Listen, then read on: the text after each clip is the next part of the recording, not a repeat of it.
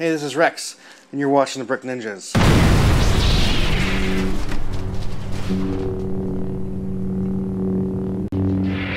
Hey guys, welcome to the Brick Ninjas channel. If you like the shirts that I wear in these shows, you can always find the link in the description below. Kind of helps the channel out a little bit. Thanks for watching. Today I'm going to do a review on Black Panther. Alright, I saw Black Panther recently. I went to a weekday viewing. Actually went to an 11:30 a.m. viewing. Because I usually like to go during the day when there's not many people there and I can really absorb a movie and not be distracted by some of the shenanigans that happen in theaters. I was really surprised by the amount of people at the theater at 11:30 on like a Tuesday. So that indicates to me that this movie is going to do really well. Now my overall review or feeling for the movie, I want the first like minute or so of this to be spoiler free and just kind of give a few little details, and then after that I'm going to go full spoiler, so just beware of that. So my initial feeling of the movie is it was good. I really enjoyed it. I liked it a lot. I'll probably buy it on digital and watch it a few more times. I enjoyed it that much. I thought that the producer, the director, the cinematographer, the editors, everybody got it right. I thought the story was good. I thought the acting was good.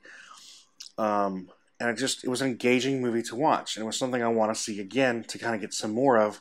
But I think that in the first round, they did a good job of entertaining me and giving me something to think about. My favorite things about the movie, though, were the colors. There's a lot of black and purple in the movie.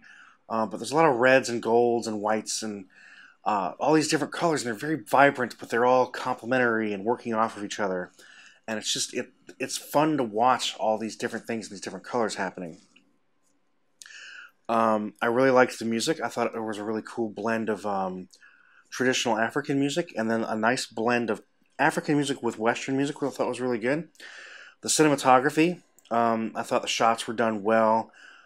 Depth of field was good. And like I said, the coloring and the composition, all that stuff was good. Like I liked the acting. I thought Chadwick Boseman was the perfect choice to play Black Panther. In fact, I thought pretty much all the actors they chose were the perfect choices for those roles. And like I said, I enjoyed the story. So with that, I would really recommend you go see this film. And now I'm going to go into the spoiler part of the review. Let me start off with kind of some of the mundane basics for you. I'm a film buff. I love film. I love movies. I love the people that make the movies, and I'm always interested to know who's a producer, who's a director, who's the DP on this movie, who's the editor, because those people all work in concert with each other, and generally if you get the right people in all those roles, you get really good movies. One of my favorite movies is John Wick. I just thought the directors, the cinematographer, the producer, I mean everybody was just right for that movie. And it just made a visual masterpiece of a film. Now there's movies better than that, and there's movies definitely worse than that, but that was just one of my favorite films for a lot of different reasons. Something I'll probably review later. But Kevin Feige is the producer for this movie, and that basically means he's pretty much the guy in charge of these movies. He comes up with the idea, he hires a writer, he hires directors, he gets the casting going, so he's like the main head, and I think Kevin Feige is the reason why all the Marvel movies have been good. There's a bit of a continuity to who's in charge and the overall vision of what these Marvel Universe movies are going to be. Now, I think he's been very consistent in making good movies, making good characters, characters you actually care about, and I think he really focuses on character, and I think that's what's key to a good film is a good character. Black Panther is a rich, diverse character that I really enjoyed watching, listening to, and just thinking about. So let's get into Chadwick Boseman. I think his character T'Challa, who is basically the king of Wakanda, which is a fictional or a fantasy country that supposedly exists in Africa. And it's been around for a long time, but it's kept itself hidden from the world, and it puts on a facade of that it's just it's a poor country that doesn't trade with anybody. And some of the things they say about the country initially in the beginning of the movie, I think are kind of to make the audience reflect on certain things that are happening today in the world. And there's a lot of things in this movie that make you do that, which I really enjoyed. It stimulates a lot of thought. Anyways, Wakanda, T'Challa is the king of Wakanda, and being the king of Wakanda, you have to become or drink this special, the juice of this special fruit or flower that was affected by a vibranium meteorite that crashed into Wakanda several thousand years ago. And that meteorite affected the plant life and the animal life and all these different things in this particular part of Africa, which becomes Wakanda. And it's allowed this nation to advance thousands of years beyond any other nation in the world. And they also kind of keep it hidden to themselves because they don't want to get involved in the rest of the world. They just, I think a lot of the people there, or at least the leaders, are like, we don't want to get involved in all this other garbage.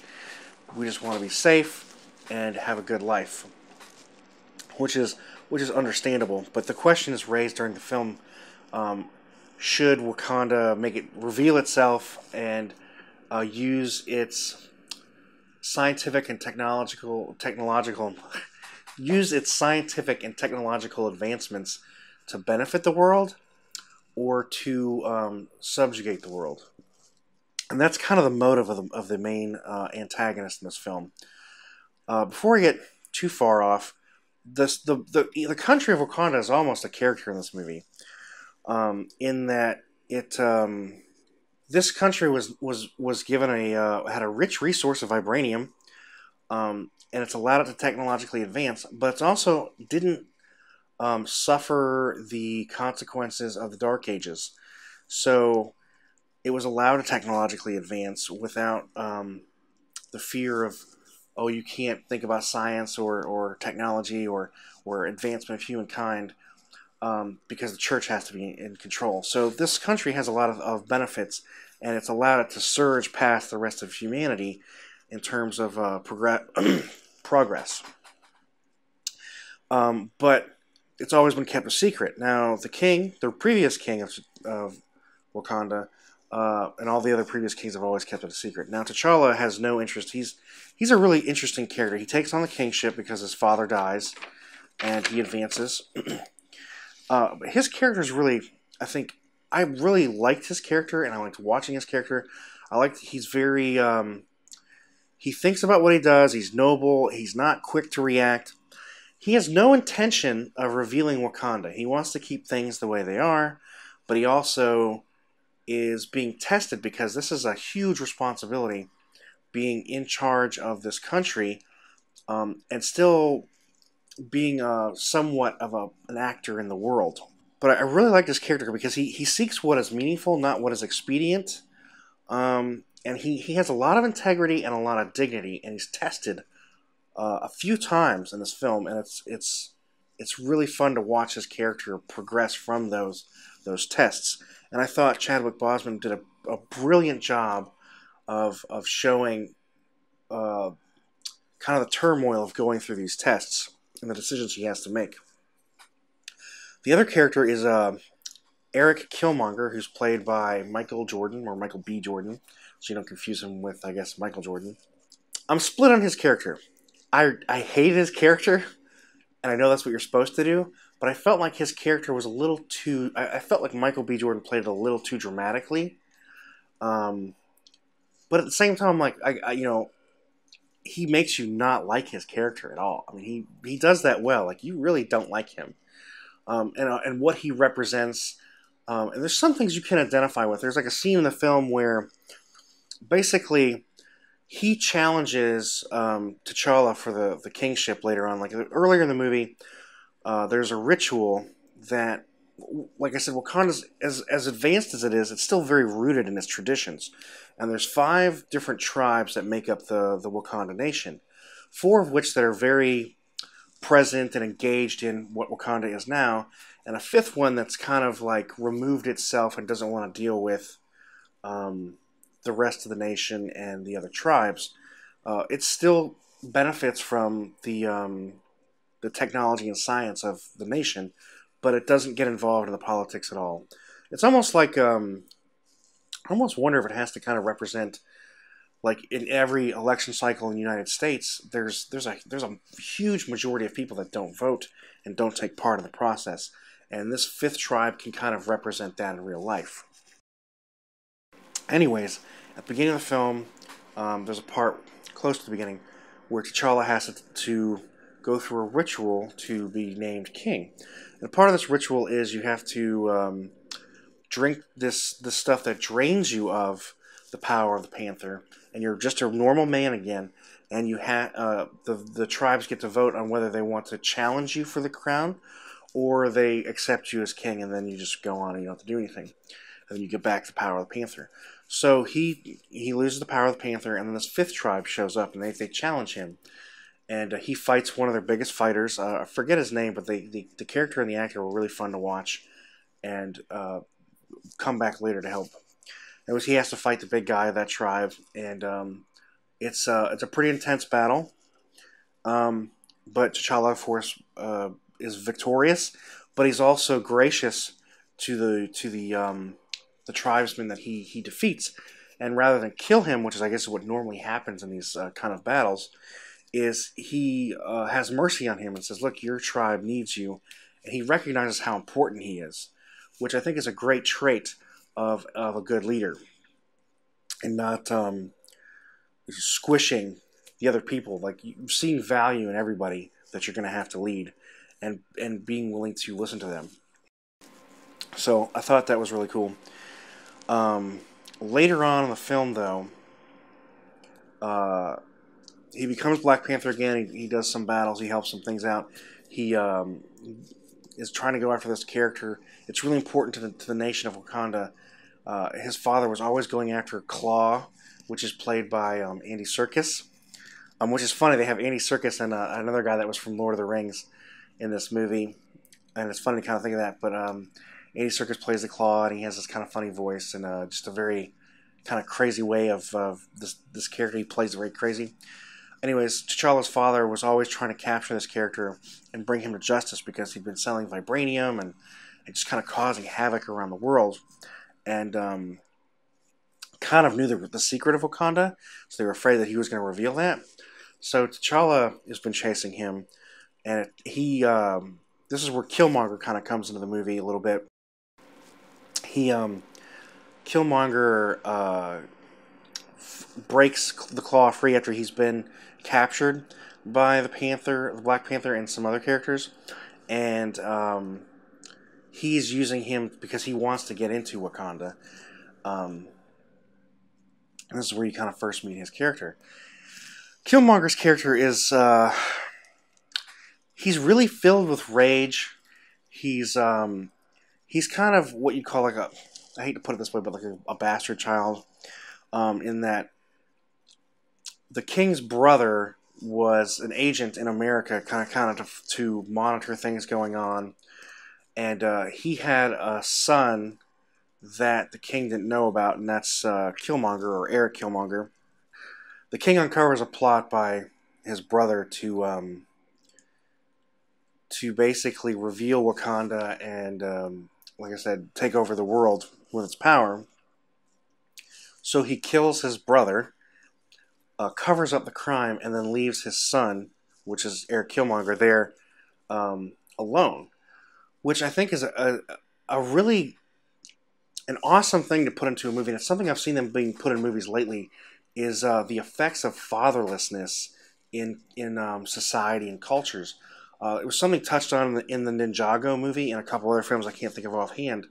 But it's something that I've really appreciated. Like, I'm a father, I have kids, and I understand the importance of being a father and being present in my children's life, and doing things with them, and engaging and enjoying them as people, and then just encouraging them to pursue certain things. And just being there, period, is a very important part of a child's life, and it aids in the development of any child. If you see a lot of things that are happening nowadays, you can see a lot of times you'll find out that fatherlessness is a big problem, and it's causing a lot of issues with the next generation coming up.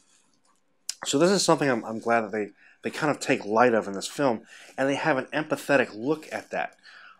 There's a scene later in the film where Erik Killmonger actually defeats T'Challa to become king of Wakanda, and he has to go through this other ritual where you go back and you visit your ancestors. And he goes back and he sees his father before he died, and there's this part where he's crying a little bit, and that was an interesting part to show of that character, his vulnerability, his pain from not having a father, and even T'Challa recognizes that about him and is angered that when he discovers that his father killed his uncle, and then just left the boy there to not be raised by anybody as an orphan, to be raised by the streets. So he understands this kid in a little. He empathizes with him and his rage. So I thought that was a really good point to have in the film. I just thought Michael Jordan's character could have. I felt like he could have played it a little more maniacal, but he definitely makes you not like him, and yet still empathize with him because you're like, man, he didn't have a father. I can understand that rage, but man, he's really like he can't see past his own rage. So I thought that was interesting and a really good thing to put in that film. But I was still like, oh, I like when I empathize with the antagonist a little bit more, like. Zod from Man of Steel, I thought was the recent Superman movie. I thought was cool because they reveal that stuff that he's just like there to. That's his job. He wants to restore his people, which Killmonger is similar to that. But there was just times I felt like he was a little bit too dramatic. Now there's a really cool scene when Killmonger becomes the king of Wakanda, and they start off with this where the camera's upside down, and then it does a full or a half turn back to normal, and it's really disorienting. And that technique is called a Dutch angle, and it's used in film to make the audience realize like things are not right, things are crooked, they're sideways, they're upside down, things are not the way they're supposed to be. And that was a brilliant move by the cinematographer and the director of that film to put that in there, because I've seen it used in a couple other films, and usually it's a bit awkward. But man, when I saw it in this film, I was like, it put me in the movie. It was like, yeah, this is not right. This guy's not supposed to be king. All this crazy stuff. Now I've talked about T'Challa and Killmonger. There's all these other characters in this movie and all these other actors. It's such a rich cast, and they're all so awesome. And I can't remember all their names, and I want to. I'm sorry if I don't. But the women in this movie were awesome. I really liked T'Challa's sister, Suri.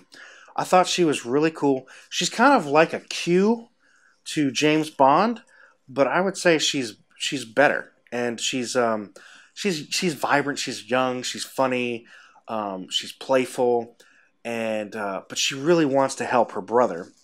And she helps him, but she doesn't get in his way, and she's not like there's none of that I'm better than you kind of thing. And I really liked her character, and I thought she played it beautifully. And I'm more interested in that character, and I can't wait to see what they do in the next movie. So I thought that was really cool. And I think that T'Challa has all these cool gadgets at his disposal was really, really neat. It kind of puts him above James Bond, if you ask me. Lupita, whom I can't say her last name, but she plays a character called Nakia, who is T'Challa's love interest. Apparently they dated, broke up. She wants to help the world. He wants to stay with her because he knows that she's a really good person, but she's kind of still a little bit of a free spirit. It's like, oh, I can't be tied down to a crown and a kingdom, and I don't really. I think we should share the progress and the wealth of Wakanda. And he's like, no, we got to still keep it a secret. So they're never in a battle with each other, but there's always this tension between them, which is really, really good, and it's done really, really well in the movie. She's a really cool character. And he has these generals. Find them really quick. I thought they were awesome. Really, really like them. But like I said, I can't remember all their names because there's so many actors in this movie, and they were all so good. Okai was awesome. She kind of plays his general. She does play his general. And there were several other women, and I cared about all these characters. The way that they put all these characters in the movie, I cared about all of them. And I wanted to see them triumph and win. but be tested at the same time, and they each one of them kind of proves their value on the screen. Another character that was I was kind of surprised by, and this may have been on purpose, was Forrest Whitaker's character. Let me see, his name is Zuri, and he is like this this old priest that kind of heads up the rite of passage for the kings when they take this the juice of this special flower, this purple flower that grows in Wakanda that gives him the strength of the panther. He's kind of in charge of that, and he's also related to. He knows the original king's secret that he killed his uncle and all this stuff, and was kind of a witness to that, but has always felt very guilty of that, holding that secret and stuff. There's a scene later where he imparts wisdom on T'Challa and some other things, and there's a scene later in the movie where he dies, and I didn't really feel that much for his character because they didn't really do much with him. I felt like there should have been a little more emotional weight. They play it in the movie like this is this really major thing, but for some reason I just wasn't feeling it, and I knew I should, but I was like, I just didn't get to know this character well enough to care. And I like Forrest Whitaker, and I've enjoyed a lot of movies he's been in, and he's a great actor. And I don't think it's anything he did. I think it's more, probably editing and some cutting they had to do to keep the movie within a certain time frame. But I do wish there would have been a little bit more, maybe an extra 30 seconds or something, where I could care about him. There was something about him or his character that just I didn't have a lot of care for. But he was still a good actor, and I enjoyed seeing him in the film. With all that said, Angela Bassett, who plays the Queen, T'Challa's mom, she was awesome. Did a great job. You care about her in this movie, and the scenes that she has with T'Challa and his sister and some of the other characters. Another thing that kind of threw me off about the movie was how quick the tribes of these nations were willing to fight each other and kind of go into a civil war. When Killmonger takes over, there are people fighting to help T'Challa regain the throne, and then there's people just willing to no, we want this guy in power. We want to take over the world, and there's no really exposition to go into that, and there's no they don't show any scenes of there being any kind of issues amongst the people of this nation. I'm just kind of surprised at how quick they are to follow him and actually fight each other. That was one thing that kind of took me out of the movie. I'm like, why are these people fighting each other? They seem like they're peaceful, and they're very smart, and they're very they've advanced all these years beyond the rest of the world. Why are they so quick to go to violence? But that's a whole other thing. Other than that, like I said, the movie was good. I really, really enjoyed it. Like I said, I love the colors. There's a cool scene where when T'Challa first goes and visits his ancestors after he's become the king and defeated the guy from the 5th tribe. There's this beautiful scene where he wakes up in the I don't know, the afterlife or whatever it is, and there's this purple sunset, and there's these panthers in this tree, and one comes down, and it's his father, transforms. That was a really cool scene. I like the outfit he was wearing. I mean, just the colors and the richness, the vibrance of it were just awesome.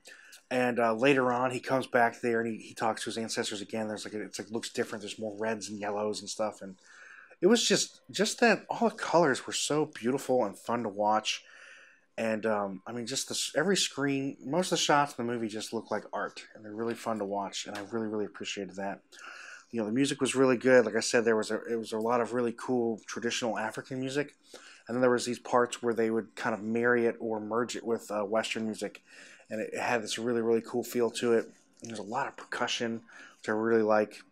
The cinematography was all done really well. I love that Dutch angle where they start on Killmonger and then go back forward or back straight like they're supposed to, and it just makes you feel like the whole world's upside down. That was really good. Chadwick Boseman, who plays T'Challa, the Black Panther, is awesome. I liked Angela Bassett. I thought she was a great queen and a mom. The girl who plays his sister, Suri, Latita Wright, she was awesome. She was really, really good. And the generals, Danny Gurria, who plays OK, or Oki, and like I said, I can't get Nakia's name right, Lupita. She's played other characters recently in Star Wars. She's did voice for, I think she played Maz Kanata. I cared about all these characters, and I cared what happened to them, and I wanted to see them triumph, and I wanted to see them like grow. Another cool part of the movie is basically T'Challa is challenged twice. And so I saw another review where somebody said that basically this is like two movies in one, and I thought that was a really really cool, a really good analysis because it is kind of two movies in one, in the sense that T'Challa has to really like prove himself, and he does it twice, and that was pretty cool.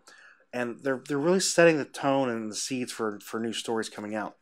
My guess, I'm going to make a little prediction here, is that Black Panther is going to take the place of Iron Man, because his character is similar in that he's very wealthy, he's very smart. They have all this great technology. He's whereas Tony Stark is really smart and develops his stuff. T'Challa has his sister who's like the science officer there in his country. I thought I'm thinking in the next movie, which is Infinity War. I'm betting. I'm just as a prediction. I think that we're going to see the end of Tony Stark, Iron Man, and we're gonna see Black Panther kind of take his place in that whole Avengers, because there's a lot of talk. Oh, who's going to die? What's going to happen? And I think it's going to be Iron Man, which will be interesting. We'll see.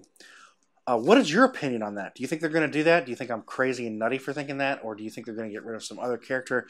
I am interested to hear your predictions on Infinity War. Tell me what you thought of the Black Panther. Did you enjoy the movie? Did you enjoy the story? What did you think about the interactions? Did it bother you at all that these people were just so quick to go to Civil War? Did you like Michael B. Jordan's portrayal of that character? I want to watch it again. Maybe I'll like it a little more the second time and appreciate it more. I just thought he definitely made me not like him. He was so quick to just be enraged and just want to hurt people. I just thought it was a little too dramatic for me. Other than that, what else did you think of the movie? And don't forget to like, comment, and subscribe on this channel. I'll see you guys next time. And if you like the shirt, look in the description below. I'll see you later. Bye.